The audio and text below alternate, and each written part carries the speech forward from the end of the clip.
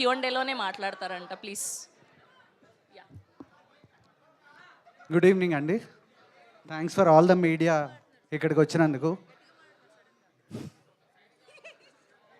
Trailer ఎలా ఉందండి? Teaser